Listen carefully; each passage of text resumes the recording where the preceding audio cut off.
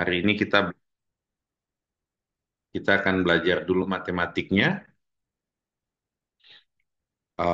supaya kalian bisa relate dengan pertemuan sebelumnya. Kita pakai playground, oke? Ada dua playground untuk multilayer perceptron. Kalian juga bisa pakai deeper playground. Bedanya di sini tidak terlalu banyak regularization teknik. Di sini lebih banyak regularization-nya seperti dropout, momentum, dan lain-lain. Teknik-teknik regularization adalah teknik untuk membuat training dari neural network itu lebih baik. uh, Tanpa regularization biasanya unstable atau mungkin dia tidak convergence dan lain-lain. Regularization teknik itu penting untuk kalian pelajarin juga ya. Oke, step by step. Hari ini kita akan belajar bagaimana melatih neural network, apa algoritma pelatihan di belakangnya, dan bagaimana matematiknya bekerja, supaya kalian bisa generate code menggunakan AI. Jangan pernah berpikir bahwa deep learning itu seperti programming, kayak bikin aplikasi Android atau aplikasi web. Deep learning adalah mathematical model, ya. Sebisa mungkin kalian meminta code-nya dari AI. Kalian bisa pakai DeepSeek, bisa pakai GPT, bisa pakai Claude, Anthropic Claude, so far yang terbaik dari coding skill, ya. Jadi kalau kalian pakai yang free itu misalnya terbatas kemampuannya atau tokennya, kalian cuma dapat mungkin 3.000 token per hari. Tapi kalau kalian berbayar, Claude ini yang paling baik untuk code, ya. Selain itu juga kalian butuh IDE untuk nulis code. Saya saranin pakai Cursor, ya, karena Cursor sudah well integrate dengan AI-nya. Jadi kalian tinggal install Cursor, nanti kalian bisa dapat AI integration ke Claude, sehingga kalian bisa nulis code dengan cepat. Nanti detail praktikalnya akan di-guide oleh Dava. Saya akan meng-guide kalian matematiknya dulu hari ini. Oke? Oke, balik ke sini. Apa itu neural network? Banyak jargon, banyak istilah, ya. Tapi ini adalah mathematical model. Oke? Saya akan jelaskan lagi pakai tools ini, dan saya harap kalian bisa nyimak dengan baik. Setelah itu, kita akan belajar backpropagation algorithm. Oke? So, di setiap machine learning, saya punya data, saya punya pola di dalamnya, saya punya cukup data, sebagian saya pakai testing, sebagian saya pakai training. Ini testing data ya. Ini training data, ini testing data. Kalian bisa atur berapa rasio testing di sini. Di dalam machine learning problem juga saya bilang ada fungsi yang memetakan data ke label. Ya, fungsi itu anggap aja F. Saya nggak tahu fungsinya apa, tapi itu fungsi ada. Oke, sehingga kalau saya kasih kalian data baru, maka dia bisa tahu bahwa labelnya itu kuning atau biru. Oke,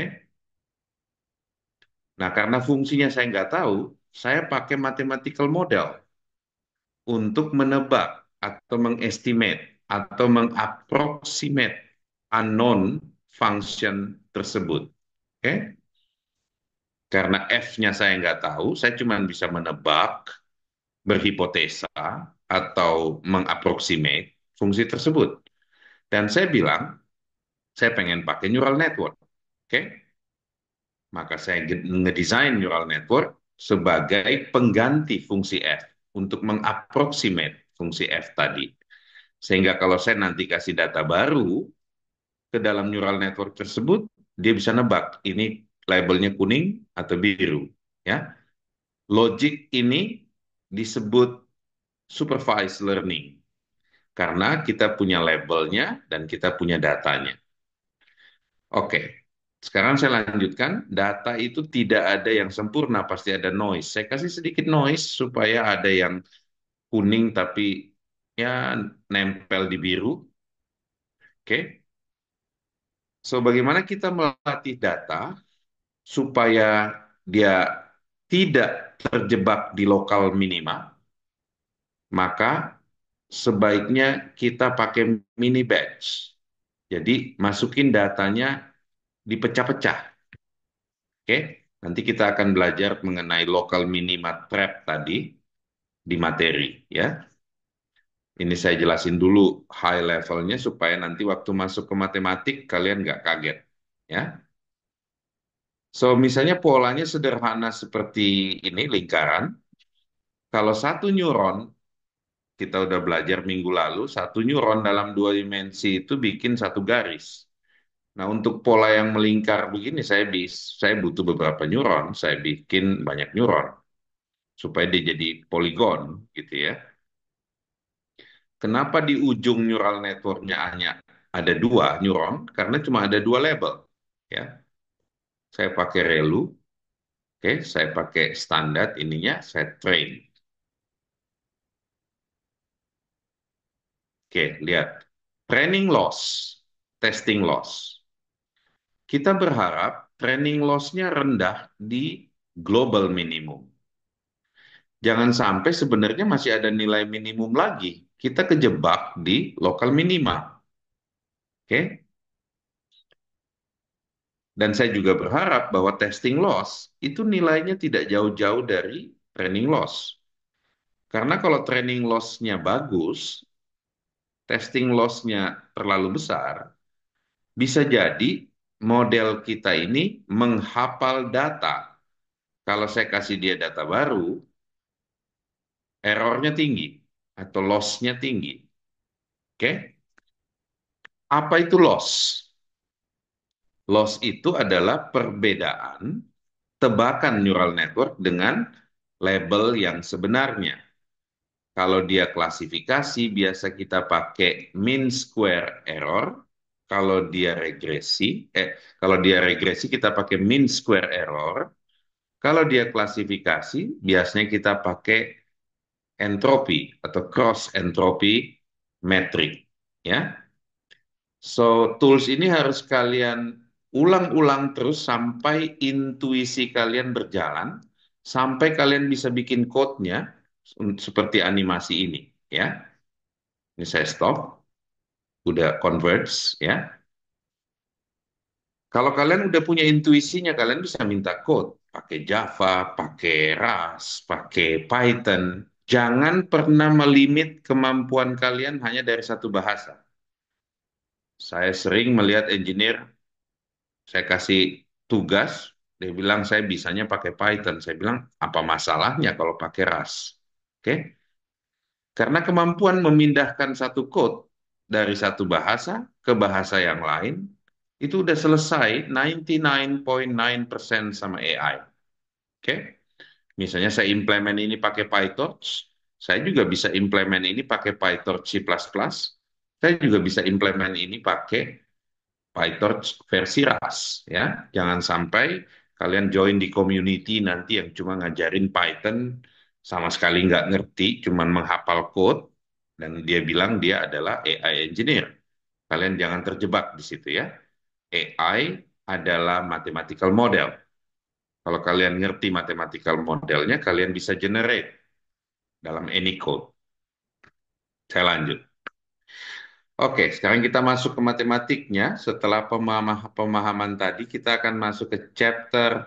ah Bentar, saya perlu cari backpropagation algorithm.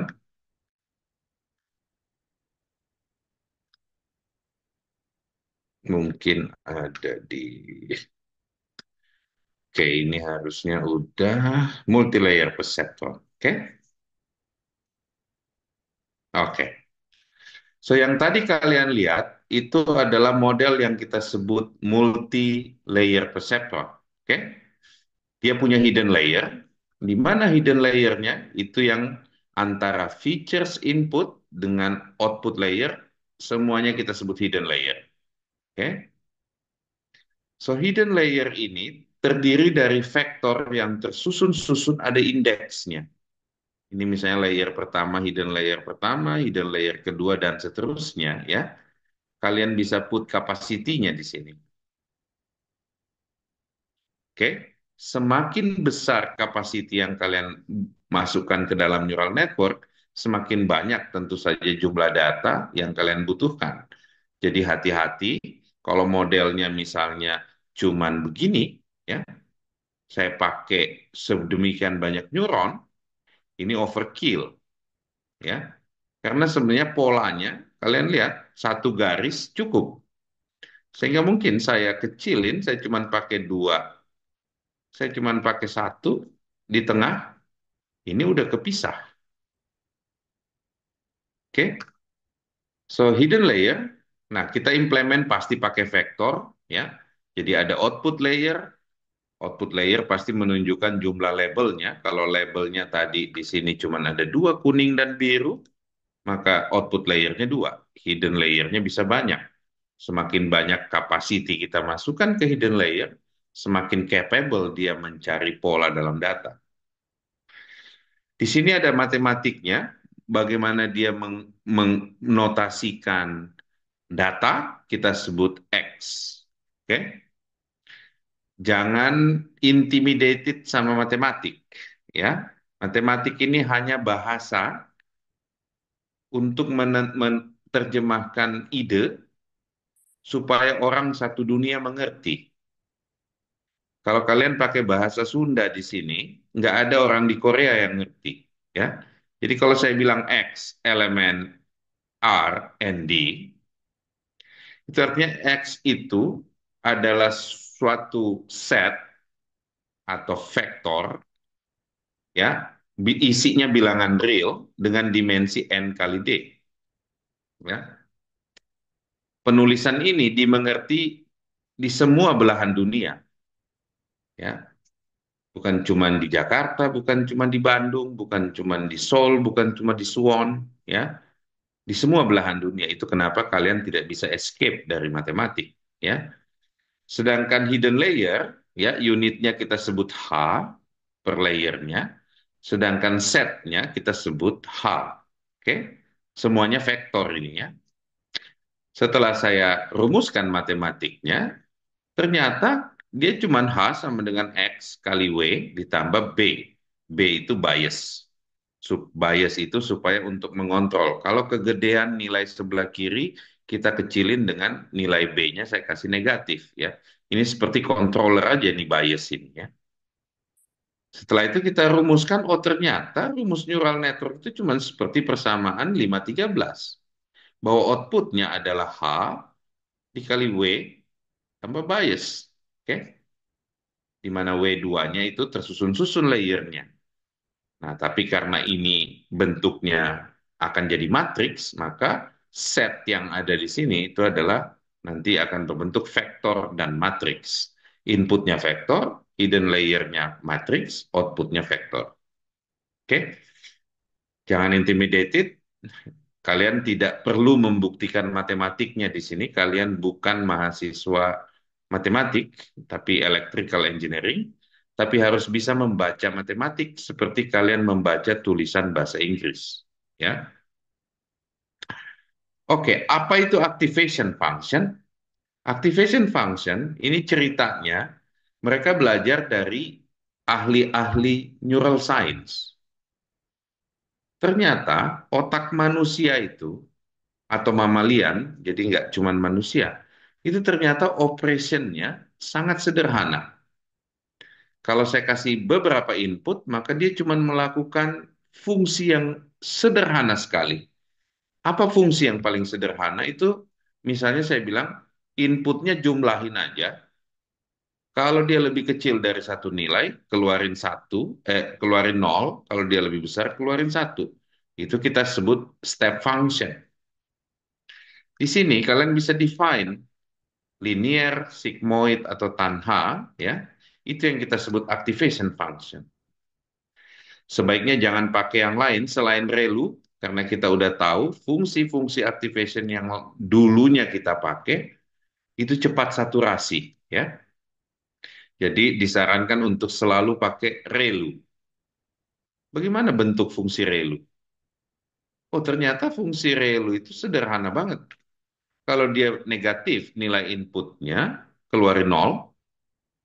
Kalau dia positif, nilai inputnya keluarin nilai itu sendiri. Ini fungsi sederhana. Oke? Kalau dia negatif, keluarin nol. Kalau nilainya positif, keluarin nilai itu sendiri. Oke? ReLU function ini yang sangat-sangat direkomendasikan di saat kalian ngedesain neural network. Selain ReLU, juga ada activation lainnya seperti leaky ReLU, ELU, ini varian ya. Nanti kalian bisa lihat di internet bagaimana sih bentuknya itu leaky ReLU, ELU dan lain-lain. Tapi di materi ini dia cuma bilang ya, coba dulu pakai ReLU ya. Jadi setiap kali input itu masuk dipanggil fungsi ReLU ya, itu cuman evaluate fungsinya kalau lebih kecil dari nol kita set dia jadi nol, kalau lebih besar dari nol kita set dia jadi dirinya sendiri, nilainya sendiri. Oke? Zaman dulu orang pakai perseptron itu pakai step function, ini jelek, udah nggak dipakai hingga saat ini. Juga ada yang pakai sigmoid zaman dulu, ini juga jelek, udah nggak dipakai sampai saat ini. Ya, karena menghitung sigmoid itu membutuhkan eksponensial, jadi mahal, model jadi cepat saturasi. Tanha juga ada eksponensialnya, jangan pakai tanha. Jadi sebaiknya waktu kalian ngedesain neural network, sebaiknya pakai ReLU. Oke? Oke, setelah itu kita desain arsitekturnya, gimana kita implement dia ya. Berapa jumlah hidden layer, aktivasi dalam hidden layer apa. Nah, ada beberapa istilah di sini yang akan menyangkut optimisasi. Oke, ada learning rate. Ya, di sini learning rate-nya kalian bisa cek, defaultnya 0,03 ya. Nanti saya jelaskan apa ini learning rate, tapi bagaimana ngesetnya itu adalah set aja dulu default value-nya 0,03. Kalau nanti ternyata dia terlalu kecil, kalian bisa lihat waktu dia belajar modelnya. Apa itu learning rate terlalu kecil? Bahwa belajarnya itu terlalu lambat. Ya, ini dia saya refresh dulu ya. Kalau saya set nilainya terlalu kecil, ini harus pakai ReLU, terlalu kecil nilainya. Lihat, lama dia belajar tuh. Lihat di outputnya waktu dia turun. Ini udah epoch ke 300-an, dia masih garis aja di situ. Oke, saya stop. Sekarang saya ubah terlalu besar.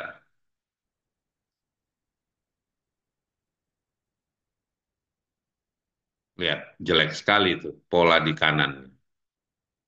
Yang kalian butuhkan yang optimal. Jadi belajarnya nggak usah terlalu cepat, nggak usah terlalu lambat.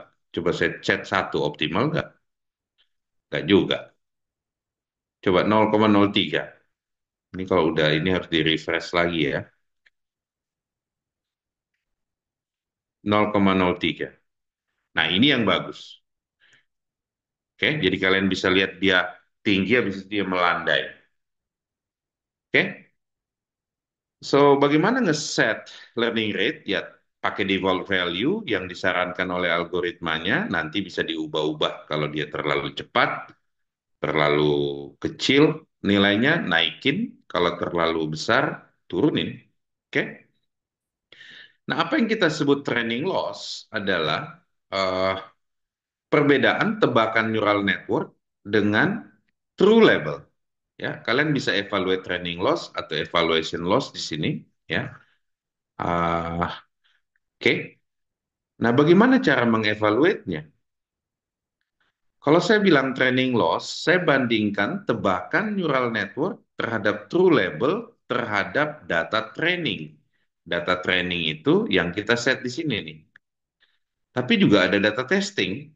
Kalau saya bandingkannya dengan data testing, maka kita sebut test loss. Kalau saya bandingkan outputnya dengan training data, saya bilang training loss. Oke, jadi ini juga kalian udah pahami. Oke, so itu men-set problem statement dari neural network atau dalam case ini sering disebut multi-layer perceptron. Oke, so kalau saya bilang loss, itu artinya kadang disebut error, kadang disebut loss, ya, kadang disebut distance. Ini hanya istilah, oke? Kalian harus bangun nalar dan intuisi di sini bahwa loss itu sebenarnya perbedaan antara tebakan neural network dengan nilai label yang benar, ya. Karena ini case-nya klasifikasi, perbedaan itu kita pakai cross entropy. Cross entropy itu kayak metrik atau fungsi yang datangnya dari information theory. Kalau untuk case regresi, loss-nya kita pakai mean square error ya atau root mean square error. Ini datangnya dari statistik, oke? Karena klasifikasi ini outputnya label bukan nilai numerik, ya. Biasanya kita pakai ukuran perbedaannya itu dari information theory. Mereka sebut entropi. Seperti entropi yang ada di fisik kah? Ya, jawabannya enggak. Jadi dulu ini sejarahnya ada Nobel Prize namanya Shannon. Ya, dia bilang untuk perbedaan ini kita sebut aja entropi. Ya, kenapa disebut entropi? Kata Shannon pada saat itu ya biar orang lain nggak ngerti. Ya, jadi itu hanya istilah. Ya, tapi intinya ada fungsi untuk menentukan perbedaan tebakan neural network dengan true label. Kalau untuk classification kita pakai cross entropy function. Oke? Okay? Oke, setelah kalian lihat setnya, sekarang bagaimana kita mempelajari bagaimana neural network bekerja untuk meminimalkan loss. Ya, ingat, tujuan kita waktu mentrain neural network itu mencari nilai loss yang paling minimal. Kalau saya pakai model seperti ini, apakah kita yakin bahwa itu nilai minimal? Bahwa ini udah minimal banget? Kalau dia paling minimal tidak ada lagi di bawahnya, kita sebut global minimal. Tapi bisa jadi masih ada nilai di bawahnya dan kita kejebak di lokal minima. Sebagai AI engineer, kalian nggak mau terjebak di situ kan? Gimana caranya kita escape dari global minima? Oke, idenya simple. Di neural network sini, kalian atur batch size. Ya, semakin besar batch size ini kayak datanya kalian pecah-pecah per batch masuk ke neural network. Ya, kalau misalnya saya bilang batch-nya ada 7, maka dia akan pecah 7 batch. Misalnya datanya ada 100, saya bilang batch size-nya 10, maka akan ada 10 batch. Satu-satu dia masukin. Batch pertama masuk. Oke? Tiba-tiba batch pertama bilang, ini lokal minima, ini minimumnya. Ya. Tapi itu lokal minima. Tapi batch kedua masuk, dia akan confirm ini global minima atau lokal minima. Ya, kalau batch-nya saya tidak set, gampang sekali dia terjebak di lokal minima. Ya, misalnya batch-nya cuma satu, oke, nggak bagus pelatihannya. Sebaiknya kalian pakai batch size, jangan terlalu besar, tapi ini tujuannya supaya tidak terjebak aja di dalam lokal minima. Karena takutnya modelnya berhenti training, padahal itu belum nilai loss paling minimum.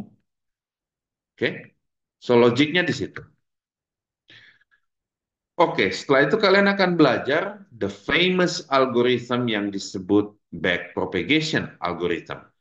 Kalau penjelasan di sini tidak cukup, kalian perlu lihat di YouTube ya banyak sekali penjelasan tentang backpropagation algorithm.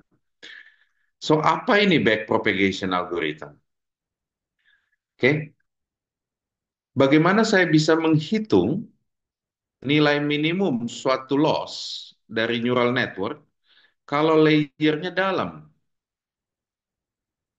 Oke, saya perlu menurunkan matematiknya dan menghitung gradien, ya. Apa itu gradien? Kalau saya ubah nilai kecil di parameter W, saya ubah dikit nilai W-nya, awalnya saya tebak random, dan saya ubah dikit nilainya, kira-kira berapa laju perubahan loss? Kira-kira loss-nya berubah berapa? Kalau saya ubah dikit banget di nilai W-nya atau weights-nya. Itu harus kita hitung pakai gradien, turunan. Hal yang kalian pelajarin di SMA, ya.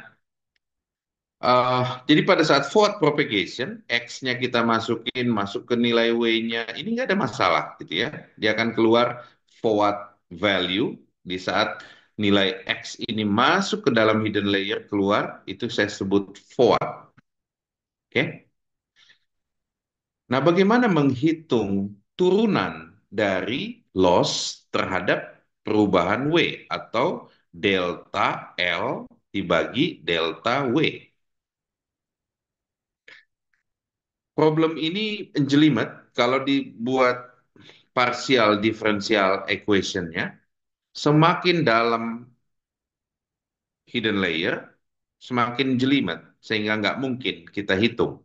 Kompleksitasnya kuadratik. Semakin banyak neuron saya masukkan, semakin tidak mungkin di-compute. Saintis mengetahui itu tahun 1990-an dan tidak ada yang bisa solve. Sampai ada Nobel Prize yang namanya Geoff Hinton, dia dapat Nobel Prize on Physics tahun 2024. Dia propose algoritma yang disebut backpropagation. Dia bilang, hey guys, saya ketemu caranya menghitung laju perubahan loss terhadap perubahan parameter weights dengan kompleksitas linier. Kalian boleh tambahin layernya sedalam mungkin, terserah kalian, saya masih bisa hitung laju perubahan. Oke? Orang pada bingung, kamu dapat wangsit dari mana semalam gitu ya. Tapi ternyata bukan wangsit atau bukan magic ya. Jadi dia bilang waktu dia menghitung ke depan forward propagation at the same loop ya, dia pakai looping ya. Itu kayak ada looping mundur ke belakang menghitung signal. Signal itu dikumpulin. Nah, itulah katanya dia punya uh, nilai gradien ya. Jadi seperti saya suruh kalian ke Rinjani, lari turun ke bawah, at the same time, ya, ada yang lari ke atas, jadi ada yang forward, ada yang backward, dan masing-masing menghitung, hasil hitungannya digabungin. Kira-kira matematiknya seperti ini, agak kompleks memang, ya, tapi saya harap kalian bisa cari tutorial yang lebih nyaman buat kalian. Tidak perlu dihafal, karena nantinya PyTorch yang akan menghitung gradien. Ya, kalian cuma panggil satu fungsi optimizer di PyTorch. Tapi bagaimana dia bekerja, di belakangnya itu ada back propagation. Oke, Oke, dengan back propagation saya bisa menghitung gradien atau laju perubahan loss terhadap perubahan kecil di weights. So, bagaimana training berikutnya? Ya, kita tinggal pakai gradient descent. Ya, gradient descent itu very simple algorithm. Kita balik ke chapter 2, ya.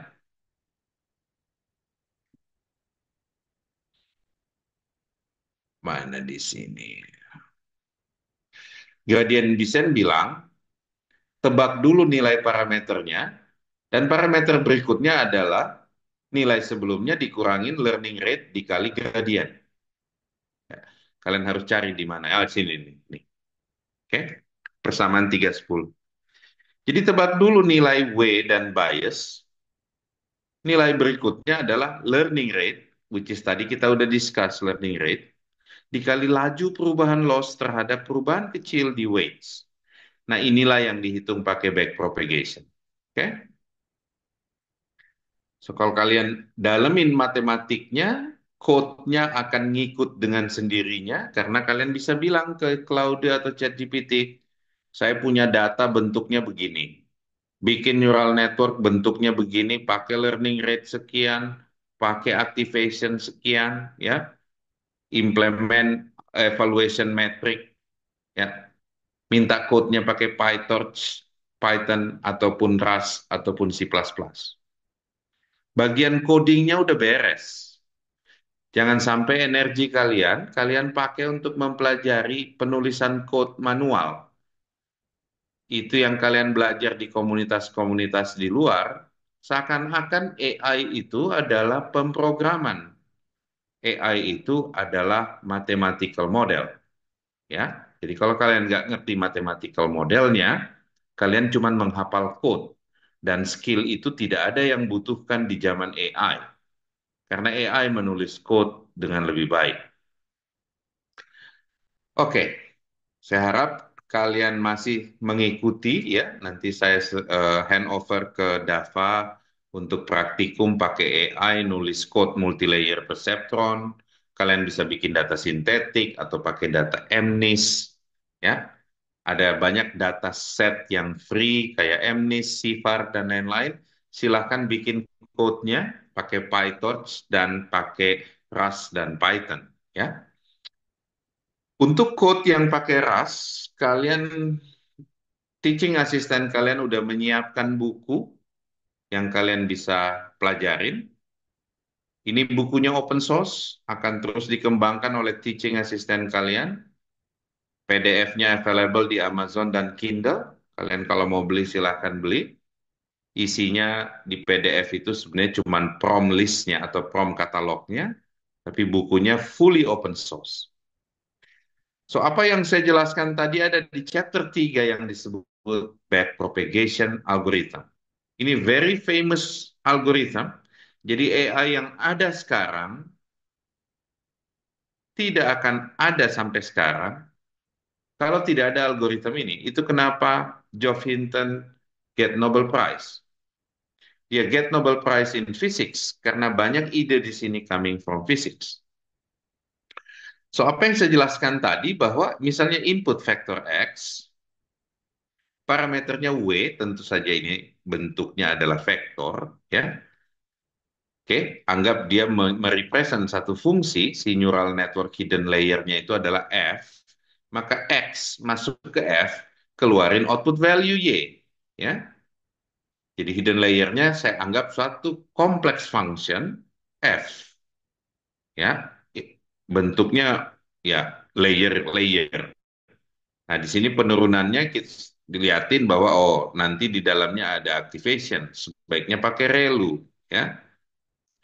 Juga dikasih code untuk build neural network dari scratch. Oke.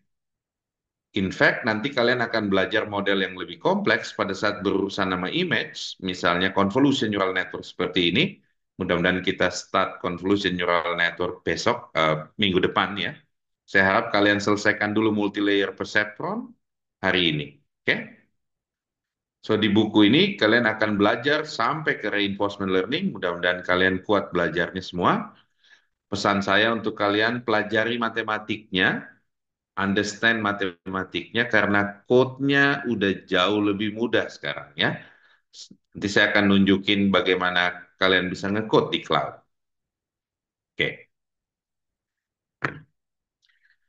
Saya bilang, you help me, saya kasih role ke cloud. You help me to build multi-layer perceptron model for MNIST dataset. Oke. Ini saya kasih dia role. Hey, Claudine, kamu bantu saya untuk ini. Terus next, kamu kasih dia konteks. I want to have MLP, classification of MNIST dataset. Oke. Baru kalian kasih instruction. Write code using PyTorch ya and Python kalau kalian sukanya Python to download MNIST and implement MLP using ReLU activation, okay, 10 hidden layer. Apalagi yang kalian ingat tadi di itu ya, misalnya eh, apa? 10 hidden layer learning rate default off, okay, and give evaluation metric to measure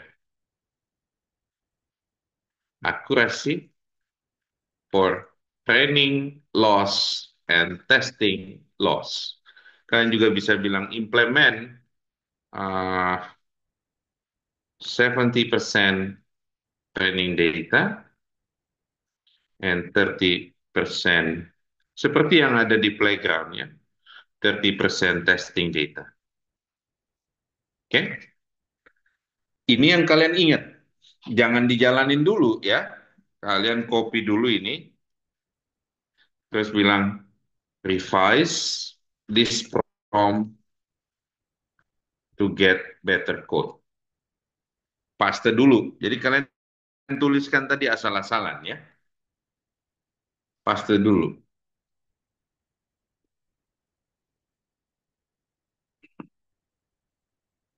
Dia akan debug logic kalian. Oke, ini lebih bagus kan? Nah, sekarang kalian copy, terus paste. So, apa yang saya tunjukkan di sini bahwa dengan pemahaman kalian di playground, kalian translate menjadi draft, ya. Setelah itu kalian minta dia perbaiki draft prompt-nya. Dia kasih prompt-nya, dia kasih code. Oke? Bagaimana cara membuat draft yang baik dari satu prompt? Saya kasih simple teknik namanya co-star, ya. Selalu mikir co-star. Konteks, objektif, style. Kalau kalian pengen code-nya ada stylenya, misalnya pakai PyTorch atau apa ya. Kasih tone, misalnya pakai specific library. Terus audiensnya kalian bagusnya specify bahwa ini nanti code-nya akan dipakai oleh researcher atau software engineer untuk implement. Terus nanti result-nya kalian harus spesifik. Jadi co-star. Teknik ini yang saya pakai untuk bikin prom yang awal nih. Saya selalu mikir di kepala saya co-star. Oke? Ini hasil code nih. Kalian lihat berapa line of code yang dia tulis berdasarkan prompt kalian. Sekarang kalian masuk ke Google Colab,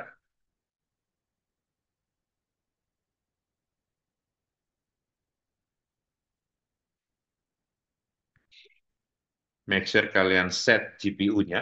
Ada GPU free di Google Colab.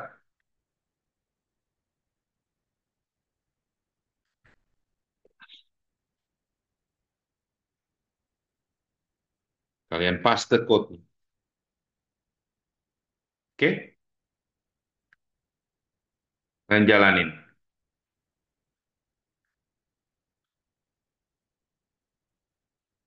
What happen kalau ada error? Ya kalian paste lagi ke cloud, bilang fix this error. Orang dia yang nulis code-nya kok. Ya. Jadi jangan pernah membebankan diri kalian bahwa nanti di deep learning course ini kalian harus nulis code manual ya. Tapi saya minta kalian mempelajari lebih banyak mengenai matematiknya bersama teaching assistant. Karena code ini udah banyak diimplement oleh AI. AI akan menulis code untuk dirinya sendiri. Oke? Okay? So, spend waktu kalian baca buku, baik itu di D2L maupun di DLVR, buku yang ditulis oleh teaching assistant kalian. Kalau masih kurang penjelasan dari saya, silakan set ya personal dengan Dava, ada Farel juga. Kalian bisa minta mentoring sama dia ya. Uh, untuk kalian bisa belajar lebih cepat karena waktu saya mengajar kalian sangat terbatas setiap minggu ya. Saya harap kalian manfaatkan dengan baik karena di luar sana banyak orang yang sebenarnya nggak ngerti AI, pengen ngajarin kalian AI, jadi kalian jadi merasa kalian nggak bisa AI hasilnya. Saya harap di kuliah ini kalian justru sebaliknya. Kalian merasa bahwa anybody can learn AI karena AI yang menulis code buat dirinya sendiri. Saya stop sampai di sini. Silahkan PR kalian. Ada banyak slide di dalam Google Drive. Nanti saya kasih dapat kasih Google Drive-nya ini. Materi yang sama di deliver di Universitas Indonesia, ya, dikurate dari D2L. Uh, Kalau kalian butuh slide, go to this uh, drive ya. Uh, Inti dari kuliah hari ini adalah introducing backpropagation algorithm, algoritma yang memungkinkan kita menikmati AI hingga saat ini. Oke, saya stop. Sekarang kalian masih punya waktu untuk berdiskusi, ya, uh, technical, practical. Kalian bisa tanya ke Dava, oke. Uh, Pelan-pelan belajarnya. Let AI working for you on code. Spend more time di mathematics. Di dalam Google Drive, di situ ada buku, ada slide ya. Kalian juga bisa belajar pakai buku dan slide dengan cara bertanya ke AI, dengan cara belajar lebih cepat. Ya, hanya orang-orang yang mindsetnya tidak mau belajar, yang tidak bisa AI in the future. Ya, tapi semua pekerjaan di masa depan, kalau kalian nggak bisa AI, maka pekerjaan itu hanya diambil, hanya dimiliki oleh orang yang bisa AI.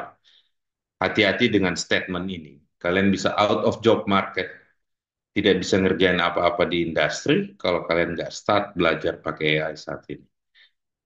Sekian dari saya, silakan Dava dilanjutkan sesi praktikalnya sampai jam 12. Buat yang kalian mau bertanya langsung ke Dava ya, silakan. Baik, Kak. Terima kasih. Oke, teman-teman, kita lanjut ke sesi praktiknya. Nah, di sini aku juga dibantu sama Bang Farel. Kalau kalian ada mau ditanyain, nanti bisa tanya aku atau ke Bang Farel, bisa lewat chat WhatsApp atau juga sekarang di chat Zoom, chat personal. Kemudian aku izin share screen. Sekarang kita praktiknya tetap sama di Google Colab praktik eh, MLP multi-layer perception untuk regresi dan juga klasifikasi. Nah, untuk frameworknya kita menggunakan PyTorch ya. Kalau kalian senang TensorFlow, nanti bisa code-nya ini bisa di kalian ubah ke TensorFlow, convert. Ini aku kirim linknya dulu. Yes, aku izin share screen.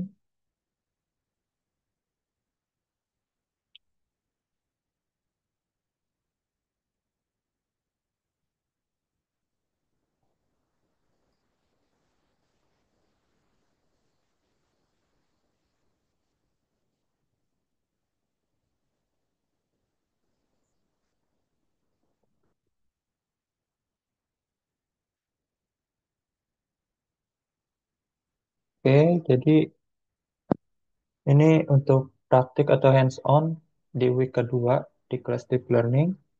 Kita akan membangun jaringan saraf tiruan MLP di PyTorch untuk menyelesaikan dua tugas utama.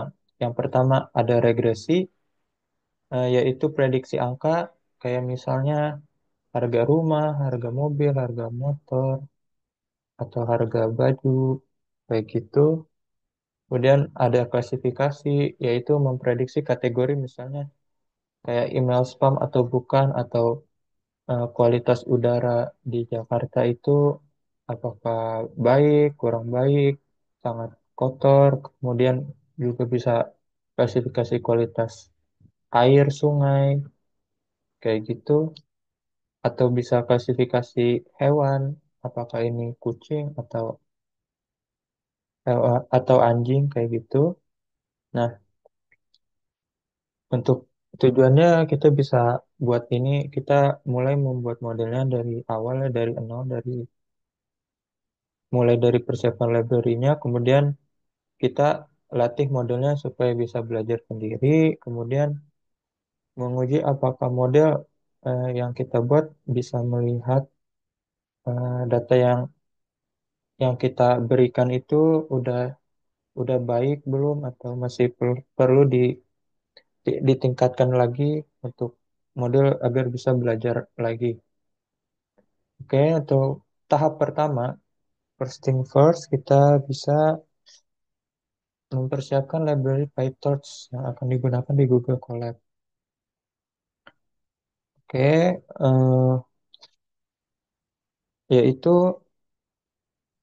ada semua ini, semua library yang dibutuhkan mulai dari Torch, NumPy, Matplotlib, lalu scikit-learn. Nah, kalau PyTorch itu yang otak utamanya buat deep learning kita untuk modelnya. Kemudian ada TorchNN membuat model jaringan saraf. Ada TorchOptim membantu model belajar lebih cepat.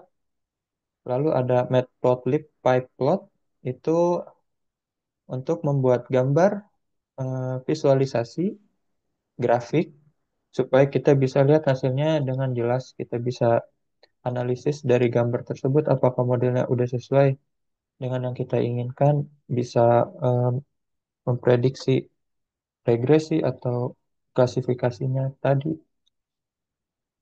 Oke, kemudian ada scikit-learn dataset. Itu kita bikin dataset palsu biar supaya melatih modelnya lebih gampang ya. Kita pakai dataset dummy. Nanti paling kalau untuk tugas nanti kita bisa cari dataset yang bisa kalian mudah olah lalu dibuatkan deep lear- model ininya untuk deep learningnya. Nah, ini ada model selection memisahkan dataset dari menjadi training dan juga testing, lalu ada pre-processing. Kita pakai standar scalar untuk normalisasi datanya. Oke, next. Ini jangan lupa dijalanin. Next, bagian pertama. Bagian selanjutnya, yang bagian pertama ini kita buat MLP untuk regresi, yaitu prediksi angka ya. Nah, jadi regresi itu tugasnya memprediksi angka berdasarkan beberapa fitur. Nah, contoh tadi yang udah disebutin, prediksi harga rumah atau prediksi suhu udara. Oke, eh, next. Kita membuat datasetnya dulu untuk regresi. Nah, untuk sekarang kita eh, menggunakan data latihan ya untuk membuat model kita ajarkan dapat melihat datanya. Jadi kita pakai dataset buatan terlebih dahulu agar mudah kita pahaminya dalam proses belajar ini. Kita bisa running code-nya. Nah, jadi di dalam code ini berisi dataset 500 data dan ada 5 fitur. Noise-nya 10 dan random state-nya 42. Nah, lalu kita pisahkan dataset eh, me- menjadi data training sekitar 80% dan data testing sekitar 20%. Lalu eh, selanjutnya kita normalisasi datanya supaya skalanya seragam. Dan kita gunakan, nah ini formatnya diubah ke format tensor PyTorch. Lalu kita masukkan datanya ke data loader supaya lebih gampang di trainingnya. Jadi perumpamaannya itu training data 80% itu buku latihan yang kita baca berulang-ulang atau buku latihan matematika yang kita pakai untuk belajar latihan mengerjakan soal-soal matematika. Lalu untuk testing data 20% itu soal ujian yang belum pernah kita lihat sebelumnya.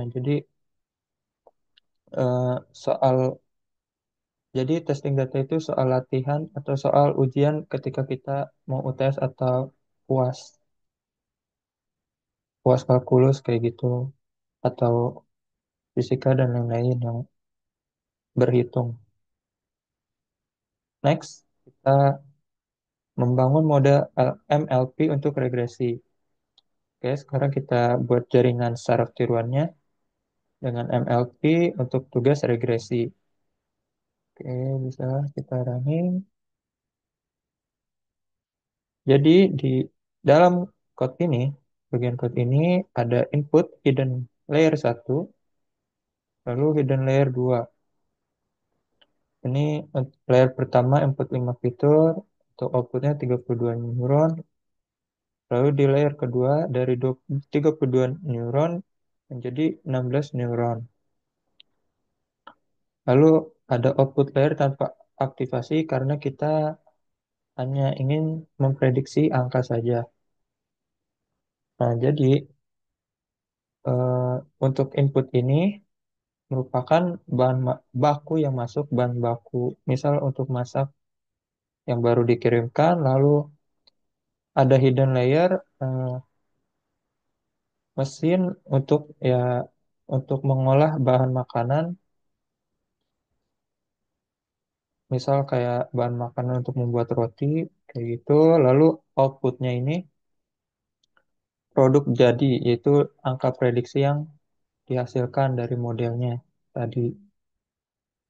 Next, jika sudah membangun model, kita bisa lanjut ke tahap training modelnya atau mengajarkan model. Nah, ini jadi yang akan kita lakukan ini, kita kasih data ke model. Nah, nanti model akan coba menebak angka. Lalu, menghitung seberapa jauh tebakan model dari jawaban asli, yang disebut dengan loss atau kesalahan model. Kemudian, kita memperbaiki model supaya semakin lebih baik lagi atau semakin pintar. Dengan menggunakan teknik bisa pakai backpropagation atau optimizer dan lain-lain. Jadi di bagian tahap training ini, eh, model coba menjawab soal, tapi jawabannya masih salah. Lalu kita bisa kasih tahu kesalahannya, loss-nya itu.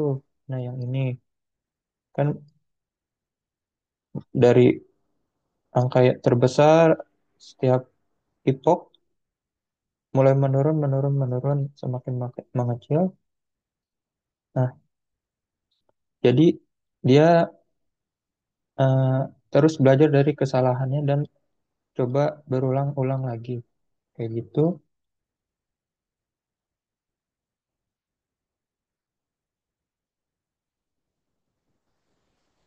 Kemudian eh, kita masuk ke tahap evaluasi model. Jika trainingnya sudah selesai dan dirasa sudah bagus hasilnya, kita lanjut evaluasi modelnya. Nah,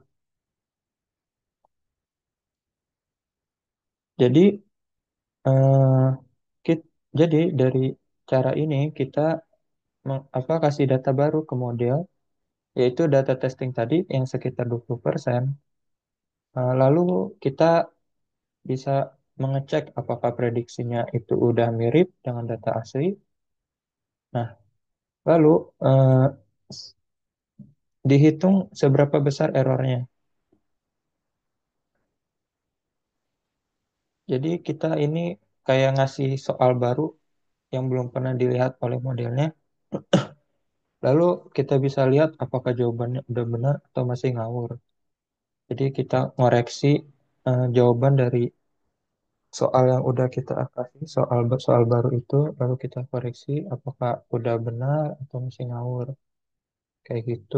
Nah, ini tes sosnya 131,66145, not bad, not bad ya. So, kita coba ini. Next, kita visualisasi hasil regresi model. Nah, jadi di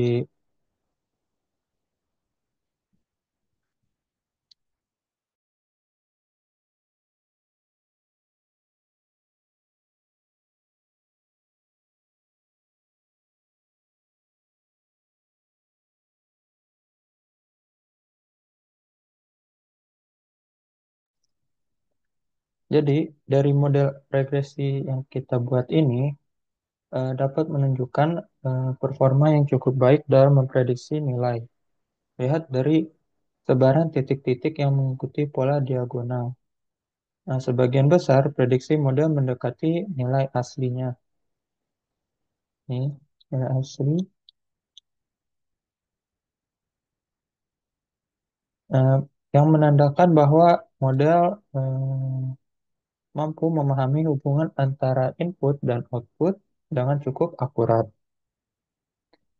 Meskipun demikian, eh, masih terdapat beberapa titik yang agak menyimpang dari garis idealnya. Kayak gitu, yang caranya agar bisa dikurangi itu kita bisa tuning hyperparameternya atau memperbaiki datasetnya agar lebih baik lagi.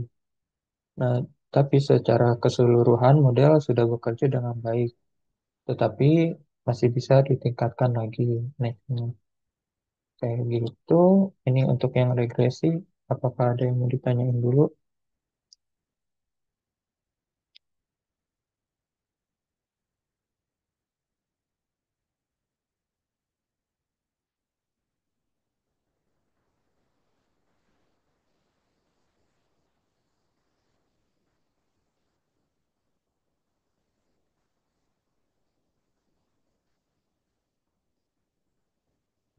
Oke, kalau belum ada, kita lanjut ke bagian 2 MLP untuk klasifikasi. Bentar.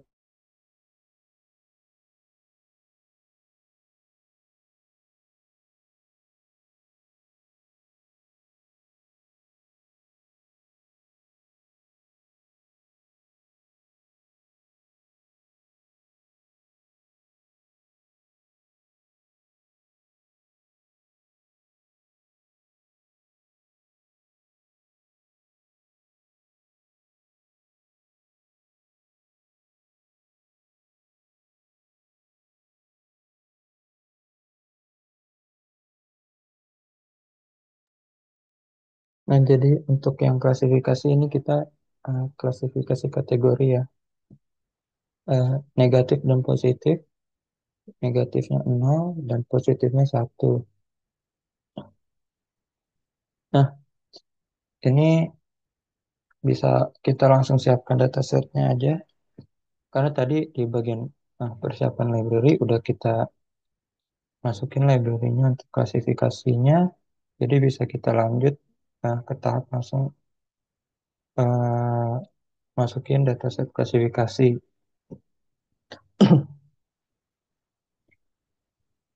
Nah, sama ini datasetnya juga berjumlah 500 data dan 5 fitur lalu dipisah menjadi 80% data training dan juga data testing sekitar 20%. Lalu kita normalisasi datanya supaya lebih stabil, kemudian menggunakan data loader supaya trainingnya lebih efisien. Next, kita bangun model MLP-nya.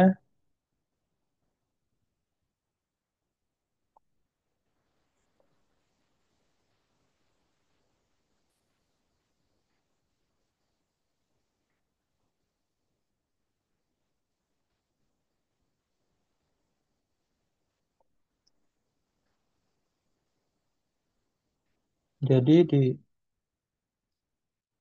di apa? di tahap membangun model ini strukturnya mirip sama regresi. Nah, tapi di sini ada aktivasi sigmoid di outputnya. Nah, ini sehingga eh, hasilnya hasil dari nilainya itu antara 0 dan 1. Lalu output layer hanya satu neuron karena ini binary classification. Misalnya 0 kayak tadi, 0 bukan spam atau 1 itu spam. Lalu menggunakan ReLU di hidden layer supaya model bisa belajar lebih kompleks. Seperti itu.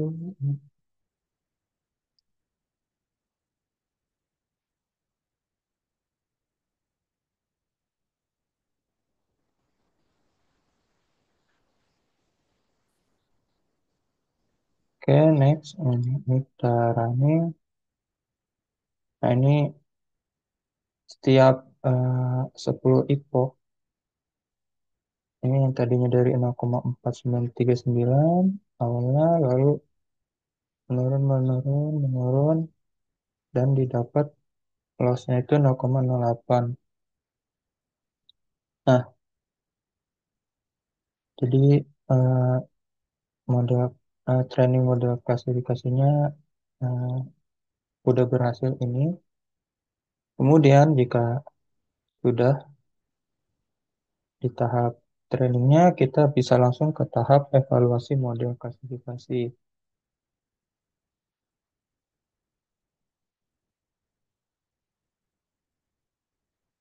Nah, di bagian evaluasi ini kita bisa mengecek seberapa akurat model dalam menebak kategori dengan data baru. Nah, didapat sekitar tes akurasinya sekitar 0,95 atau 95%,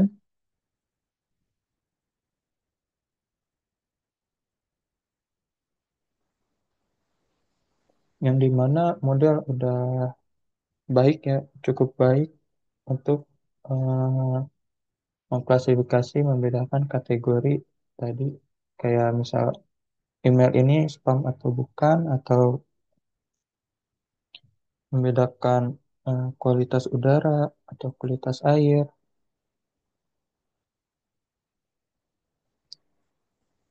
Nah, kalau misalkan modelnya dapat akurasi di bawah 0,7, berarti model masih banyak salah dan juga mungkin perlu lebih banyak data atau epochnya.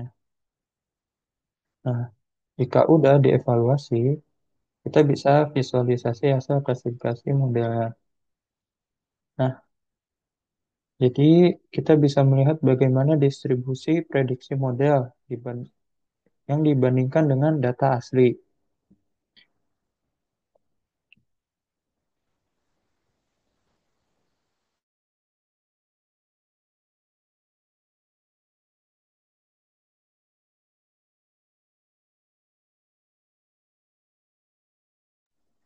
Nah, jadi bisa dilihat dari gambar visualisasinya ini bahwa model klasifikasi sudah cukup akurat karena prediksi model hampir sama dengan data asli untuk kategori negatif dan juga positif.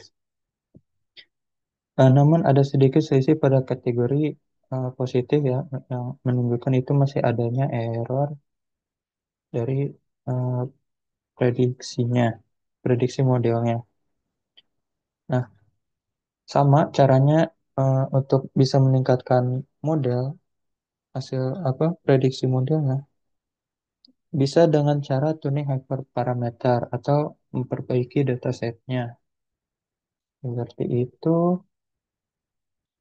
nanti teman-teman bisa save a copy in Drive aja ya. Kalau kalian mau simpan ini, kalkulatnya lalu dijalanin.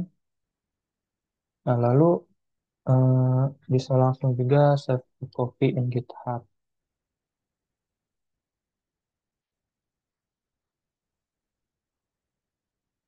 Nah, nanti ini langsung ini arahin ke reponya teman-teman. yang udah dibuat. Aku ke sini, ya. Sini, lalu ke sini, branch yang aku buat. Oke.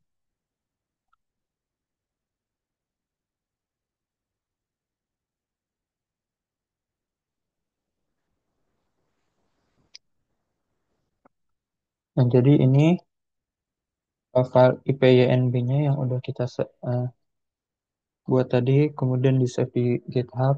Ini cara cepat untuk langsung masukin ke GitHub. Jadi kalian nggak perlu simpan download dulu, lalu apa upload ke GitHub. Jadi bisa langsung. Nah, tapi ini kesimpannya kan masih di sini. Ini bisa kita pindahin filenya ini ke folder week 2 ini. Week 2 di bagian Google Colab. Oke, kita buka lagi filenya ini, IPYNB-nya, kemudian kita edit this file, lalu kita ketik foldernya, nama foldernya ke Google, ini kan week 2, lalu ke folder Google Colab, nanti commit commit change-nya seperti ini. Ya nanti, nah itu bisa kalian buka ya ini link GitHub-nya itu, nanti semua materi dan tugas dan dataset nanti akan di-share di sini. Kalian jangan lupa di fork reponya ini nanti akan tersimpan di profile kalian masing-masing. Ya ini kalian fork nih dari 3 orang. Nah, nanti kalian bisa kalau ada ini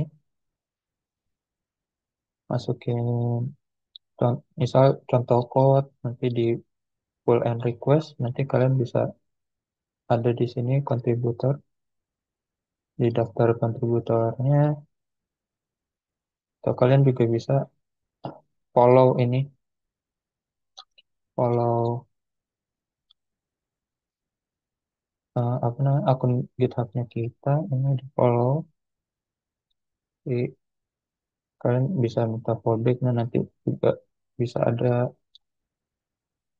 achievement kayak gini.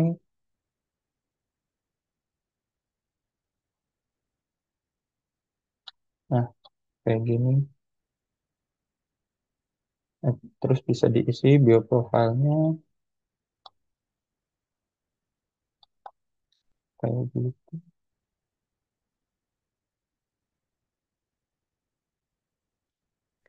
Oke, cek cek cek. Itu Nah, ada pertanyaan bagus tuh. coba coba Standar dijawab. akurasi katakan bias itu 90% berapa ya? Kalau 95 apakah bisa dikatakan akurat? Jadi gini, bias atau enggak dalam model klasifikasi itu biasanya kalau kelasnya itu imbalance banget. Contohnya kalau kita punya dataset itu contohnya tadi di Dava jelasin klasifikasi udara. Biasanya kalau kita dapat dataset klasifikasi udara itu baik, sedang, buruk atau tidak sangat buruk. Nah, di real life data sangat buruk itu jarang banget terjadi. Jadi dapat datanya itu pasti 10% dari total kelasnya. Sedangkan untuk kelas sedang ataupun baik itu biasanya mendominasi. Jadi kalau kita bangun machine learning pada dataset tersebut, pasti data kelas yang dominan itu jadi bias bias ke kelas dominan.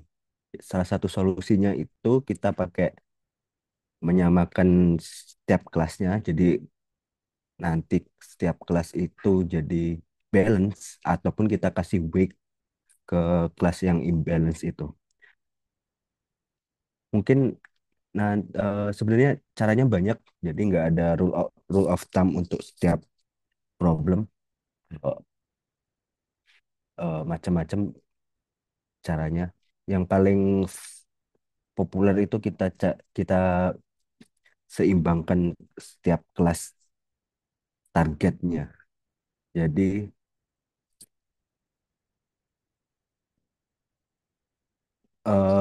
oke.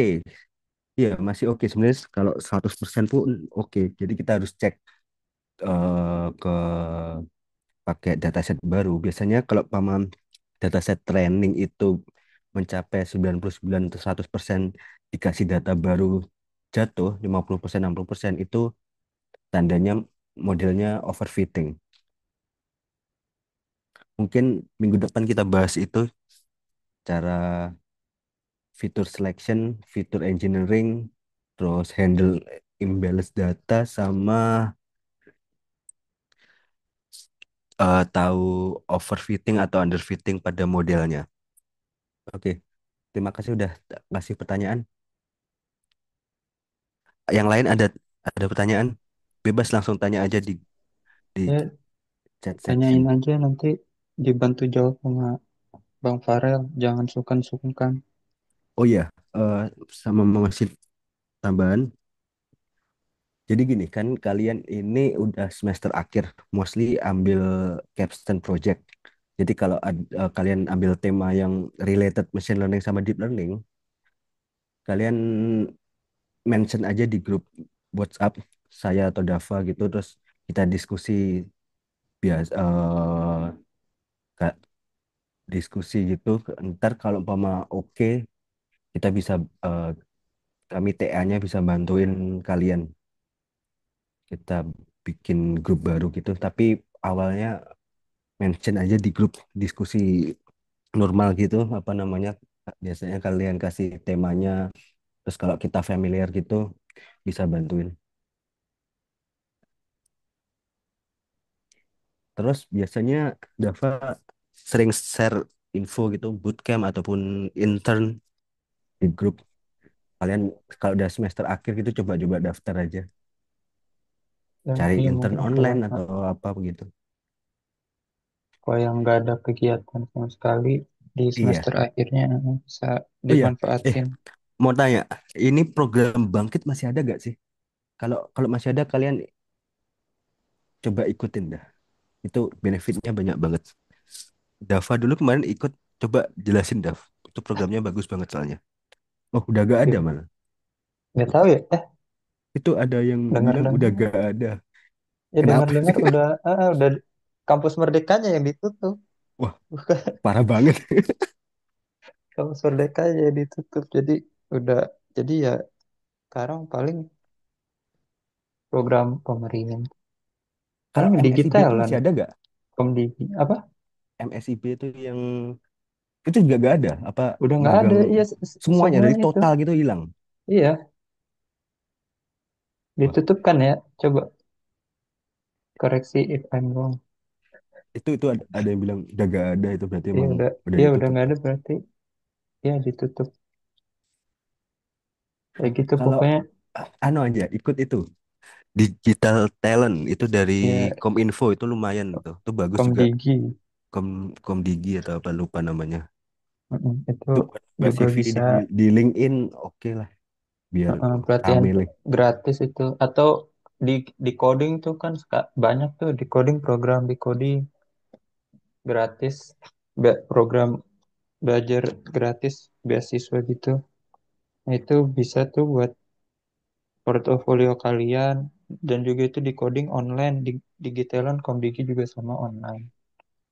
Itu bisa jadi bisa sambil nyambi ngerjain capstone project sambil belajar juga di di coding iya machine learning ada cloud computing ada Android developer kayak program kemarin ID Camp terus ada Laskar AI macam-macam. Iya, Terus kalian di harus coding yang di prepare kota dari Bandung. awal, dari sekarang kalau nggak kalau bisa. Mm, Soalnya apa namanya lowongan kerjaan nih dikit banget sekarang, susah, benar-benar susah. susah. Real. Perfect. Jadi Oke, persiapin diri kalian buat punya skill, buat punya kerja di luar negeri, maybe daripada oh iya, oke. isi. Ada pertanyaan lagi nggak? Coba Tanyain aja. tanyain lagi aja. Oh ya, nanti kalian aku ini dulu. Sama repositori nanti tugasnya tolong dibuat rapih ya. Kayak gini misalnya yang tadi. Ini ini misal week 1 nanti folder tugasnya ada apa? Codingannya, terus datasetnya. Kemudian kalau misalkan nanti tugasnya ada apa namanya? Tulis hasil analisisnya, laporan analisisnya, nanti dibuat juga foldernya, terus masukin file PDF-nya, terus file notifnya ya ini file Google Colab-nya kayak gitu. Tolong dibuat rapi aja jadi supaya kita mudah ngoreksinya nanti pas kita cek di reponya kalau udah sesuai kan nanti dicari di week 1 ada.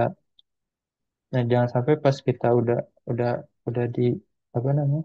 Tahap ini koreksi nilai tugasnya pas dicek nggak ada tapi kalian protes apa kita kasih nilainya nol karena tugasnya itu yang mau kita koreksi itu nggak ada di dalam reponya. Jadi tolong banget kalian harus teliti untuk upload ininya, upload file-file tugasnya di dalam repo GitHub-nya kalian. Kayak gitu paling. Dan usahakan tepat waktu ngerjainnya ini karena durasi deadline-nya juga lumayan lama 2 minggu. Jadi kalian nggak terlalu apa namanya dikejar deadline lah. Jadi tetap santai gitu. Tapi jangan sampai udah 2 minggu tapi deadline-nya tetap di akhir Hamin 1 Hamin 2 baru ngerjainnya. Ada tambahan lagi nggak? Eh, Sebenarnya kalau apa ya, kita ngasih kami ngasih tugas itu eh, eventually itu buat eh, project kalian, project kayak portofolio gitu. Jadi kita desain sebagus mungkin. Jadi kalau kalian mau ambil intern, biasanya suruh input link GitHub. Jadi make sure kalian dari sekarang itu buat foto, buat project-project itu upload di GitHub. Jadi kalau eh, dari apa tugas-tugas di kelas ini rapi, jadi recruiter atau user teknikal nanti kalau melihat bisa paham gitu.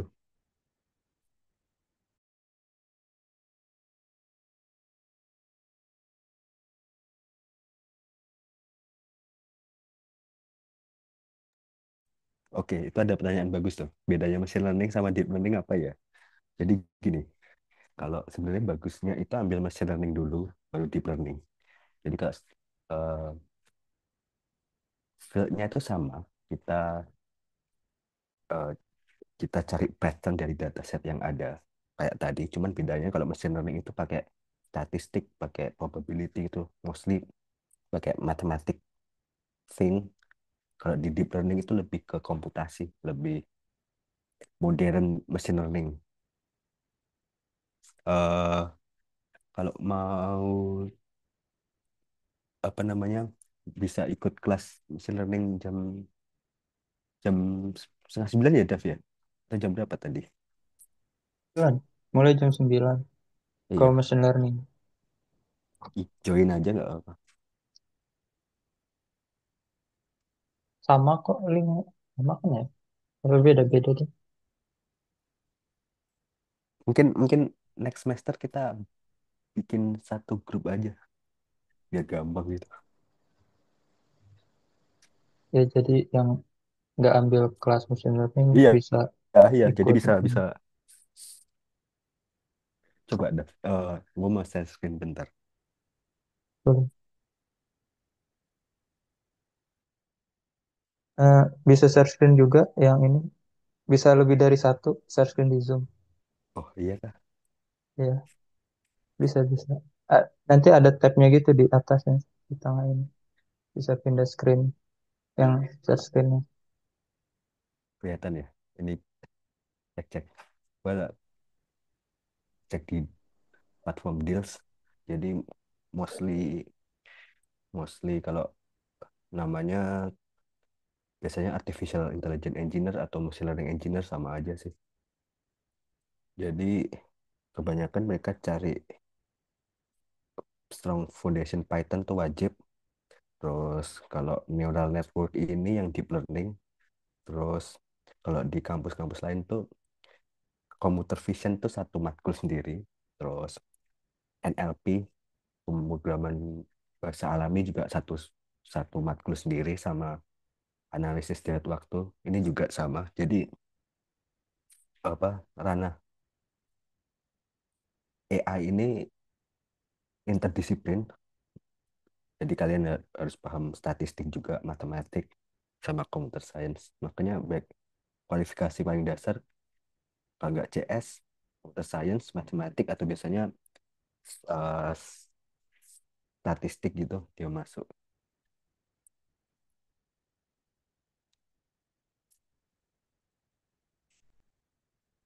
Nah ini ada intern di Kalbe,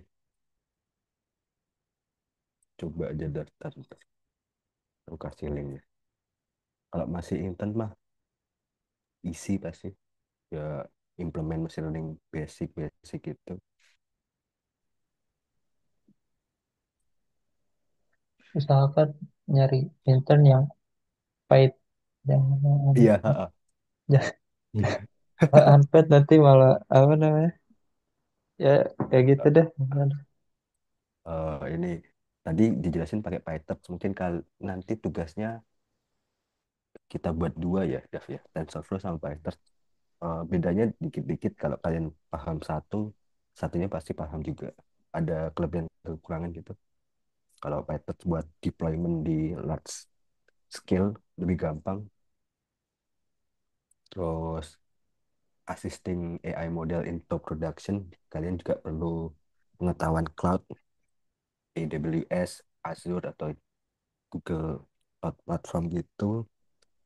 Monitoring monitoring model nanti kita belajar di pertengahan semester sama deployment juga.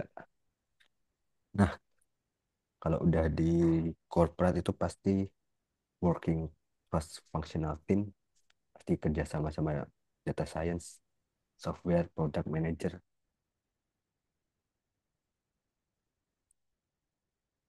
Oke, ini Vida Fox.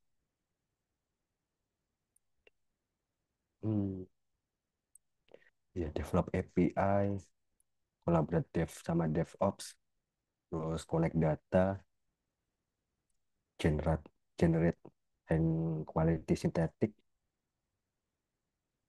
Nah, biasanya experience-nya at least setahun. Jadi kalian start dari sekarang itu apply intern itu bisa dihitung. Kalau kalian ikutan bangkit itu juga bisa dihitung 6 bulan experience. Cari aja program intern yang online gitu. Jadi bisa nyambi kuliah. Nah, kebanyakan juga master degree is plus. Makin susah deh cari. Nah, kalau framework pastinya dua PyTorch sama dan sorry TensorFlow sama PyTorch ini penting. Nggak ada rule of thumb pakai ini terus atau pakai itu terus, jadi harus dua-duanya bisa. Kalau Hugging Face ini untuk NLP nanti kita belajar pertengahan semester mungkin. Nah ini NLP kalau tadi saya jelasin di kurikulum universitas kayak di ITB atau UI GM itu saya cek ada satu matkul sendiri vektor database. Ini kayaknya nggak ada di kelas ya. Harus belajar sendiri juga. Back end bisa lah. Cloud platform, containerisasi. Kalau ambil kelas DevOps pasti pegang Docker, Kubernetes, microservice juga. Ya mostly kalau kalian lihat yang dibutuhin banyak yang nggak dipelajarin di kuliah, jadi harus belajar.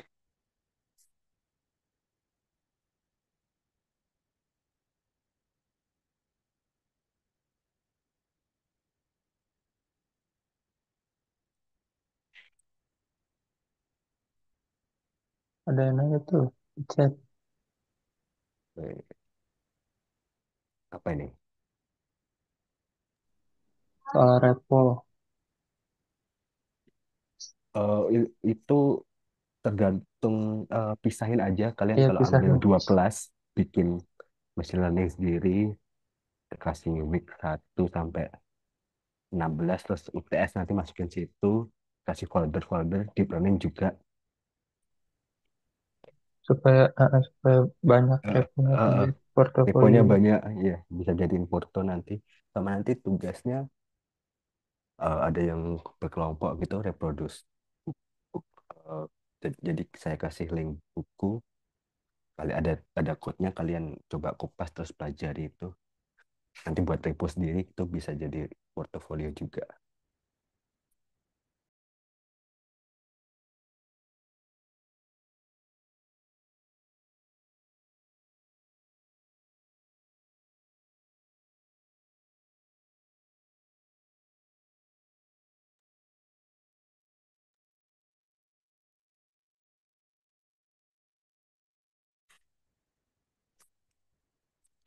Sebenarnya kalau job AI gitu pasti sebenarnya salary-nya banyak, 2 digit bisa dapat lah. Cuman banyak yang nggak dipelajari di kelas, kalian harus belajar terus. eh NLP ini dia pakai Spicy, NLTK sama Transformer. Kita kalau di kelas deep learning cuma belajar pakai Transformer, terus AI development kayak Docker buat containerisasi sama cloud.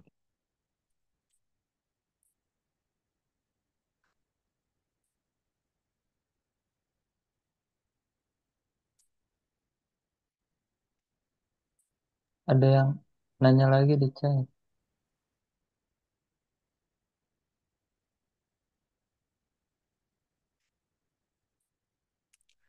Untuk deadline-nya biasanya 2 minggu, tiap tiap week itu 2 minggu. Kalau nanti, oh ya, week 1 kemarin belum ngasih, jadi kita double, tapi tetap 2 minggu. Ini tanggal 1, mungkin deadline-nya Jam- tanggal 15 ya. Iya, 15. Jam berapa? 2359 aja sih. Iya, iya. Boleh, boleh. Iya, 2359 hari Sabtu ya. Ya, nanti bakal ditulis juga di ininya, di apa? Oh ya, Excelnya belum ditunjukin buat info tugasnya. Link Excel-nya mana nih? Tadi aku udah kasih belum? Kita sama kayak ya apa? Sama kayak machine learning Jadi ya, ini satu cuman belum konsepnya. belum belum saya kasih ininya. Jadi ada machine learning kelas sama deep learning, geser aja. Itu linknya di situ sih, nanti tiap week update. Ntar kalau udah Cuma- saya kasih tahu di grup ya. Nah, ayo, ada pertanyaan lagi nggak? Bebas mau tanya related kelas atau enggak, atau apapun dah. soal Nyantai di sini. penilaian belum rubrik penilaiannya. Bu,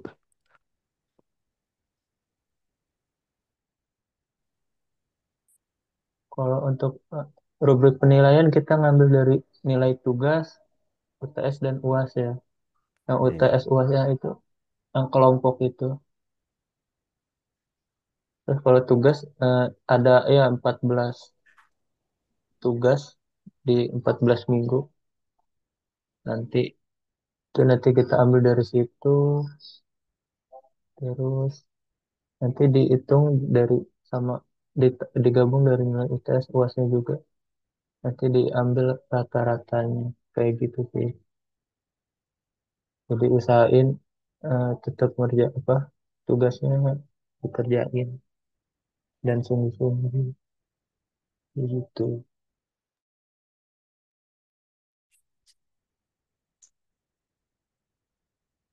Oh ya, ini kalian isi semuanya ya. Ya, tolong diisi apa link repo yang udah kalian buat supaya kita mudah nge-trackingnya kalau kalian udah isi data-datanya ini.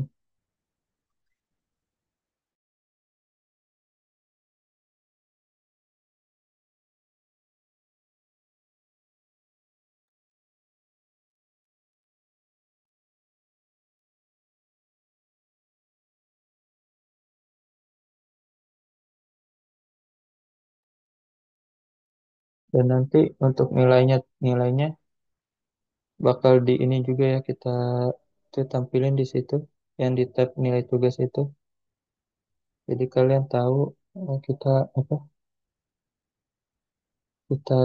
apa transparan secara transparan untuk ngas- ngasih tahu berapa nilai yang kalian dapat dari tugas yang kalian kerjain.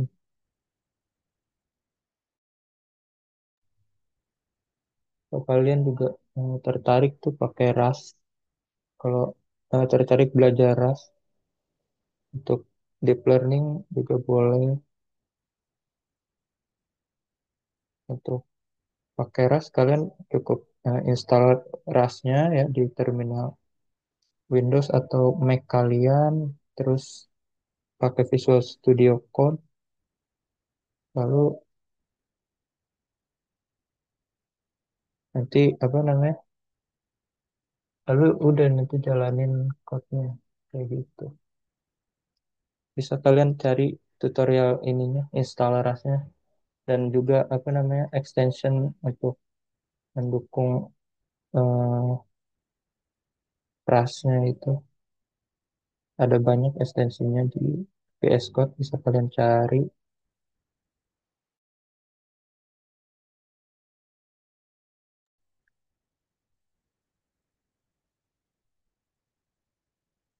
Udah, nggak ada tambahan lagi.